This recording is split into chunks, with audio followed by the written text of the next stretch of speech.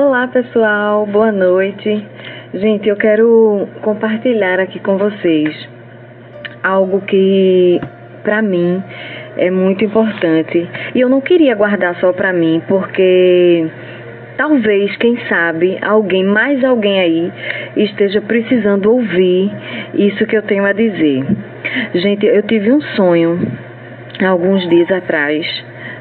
Eu sei que muita gente não acredita em sonho, mas eu particularmente acredito que quando o Papai do Céu quer falar com a gente, não importa, ele fala de diversas maneiras, inclusive por sonho. Então, eu tive um sonho, gente. Vocês vão ver aí que o vídeo está um pouquinho grande, mas vale muito a pena assistir até o final. Eu sonhei outro dia que eu estava em casa e de repente eu via uma movimentação de pessoas, todo mundo saindo de suas casas, e eu saía da minha varanda e ia observar aquele tumulto que estava havendo ali fora de casa. E eu notei que as pessoas estavam seguindo em uma direção.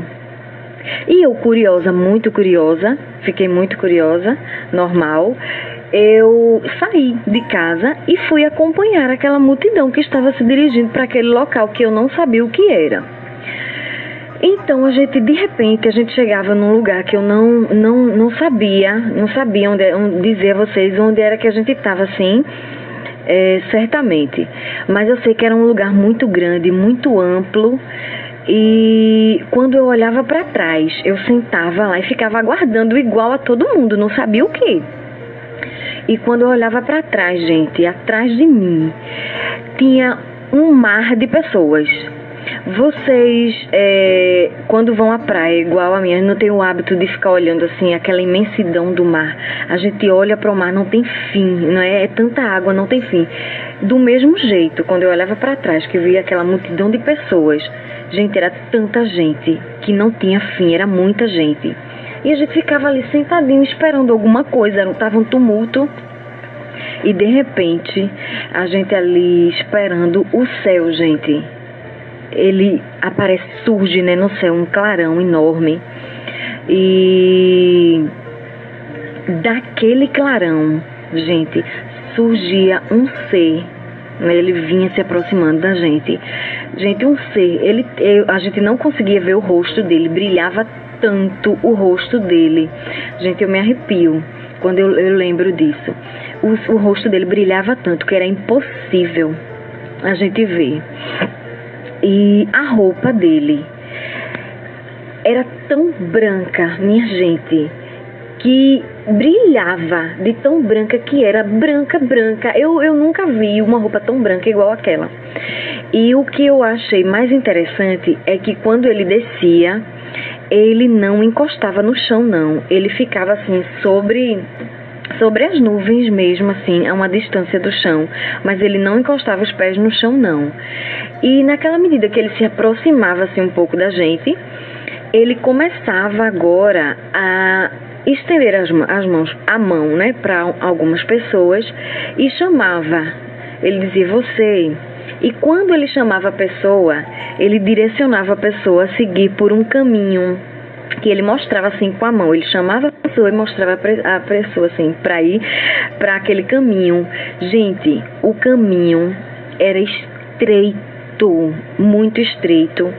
Só dava para passar uma pessoa por vez. O caminho era bem simples, mas era muito bonito. No final daquele caminho, a gente não conseguia ver o final, a gente só conseguia ver uma luz imensa lá embaixo. Era uma coisa linda, apesar de simples e muito estreitinho.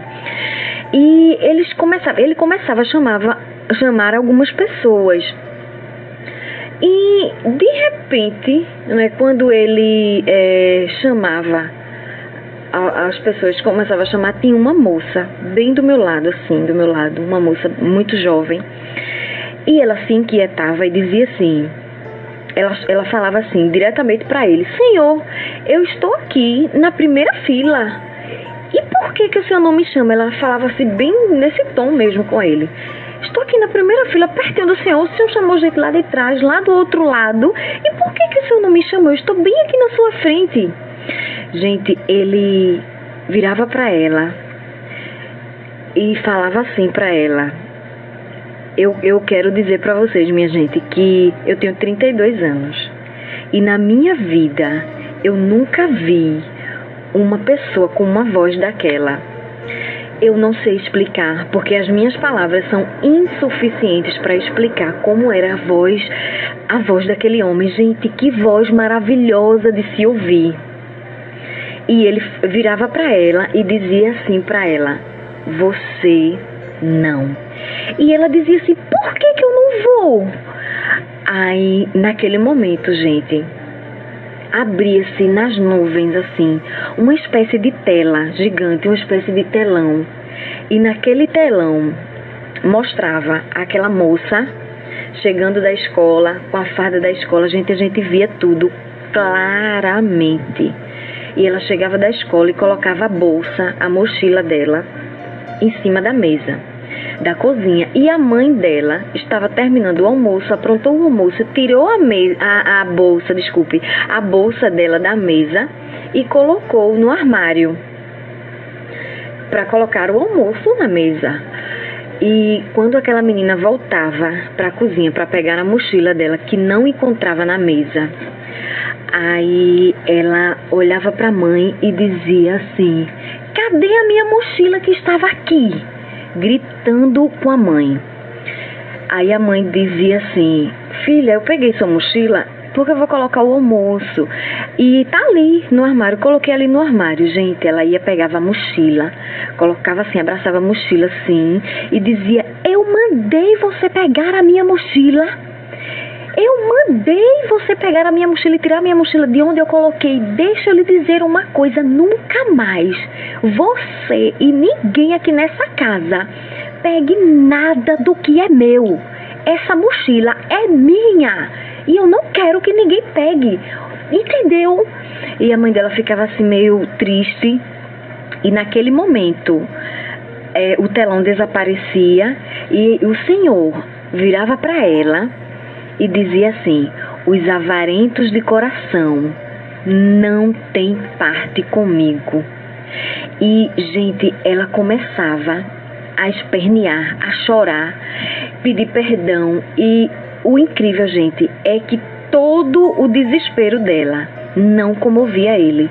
Simplesmente ele ignorava, ele virava para outra pessoa e chamava outra pessoa.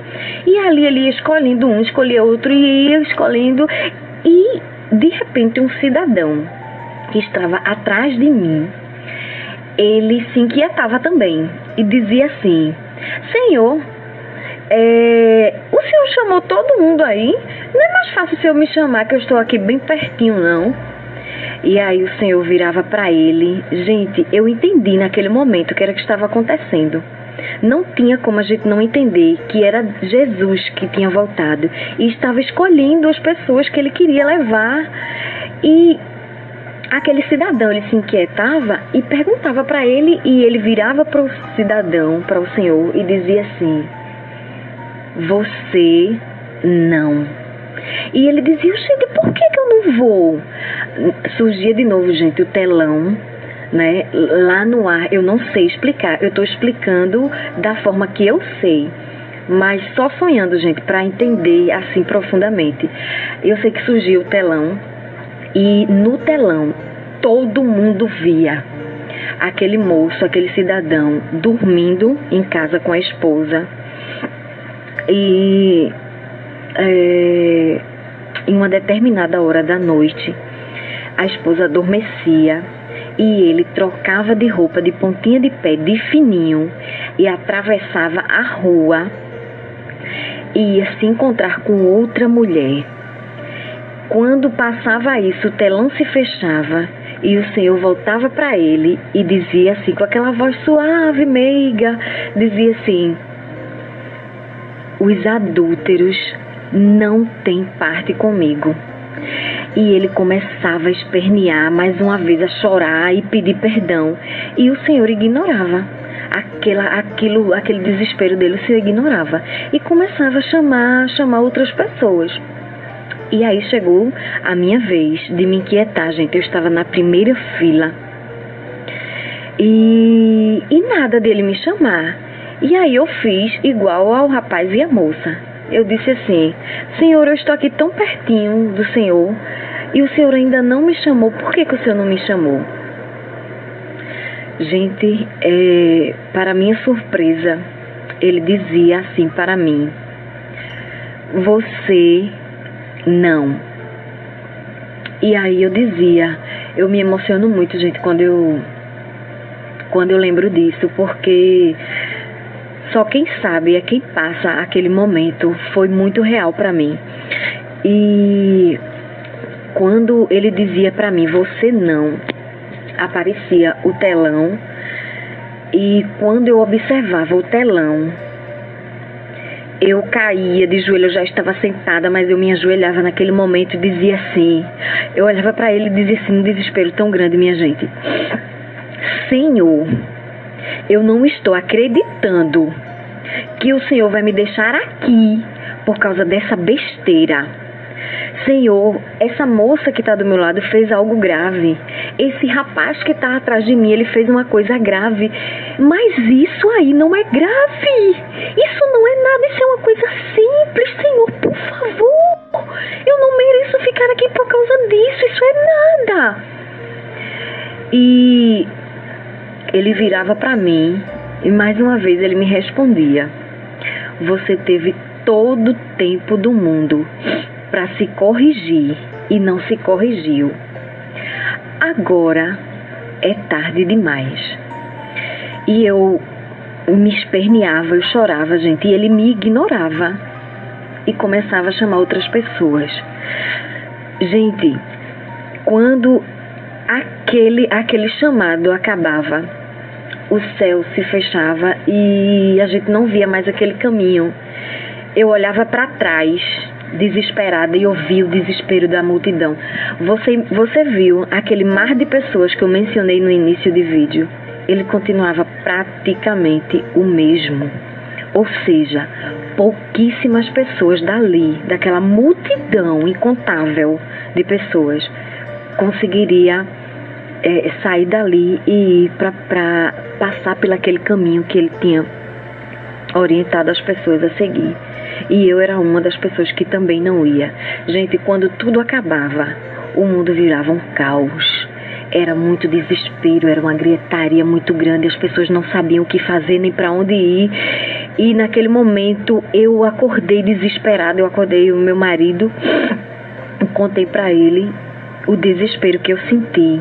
E eu ali, gente, eu entendi que Papai do Céu queria sim falar comigo alguma coisa.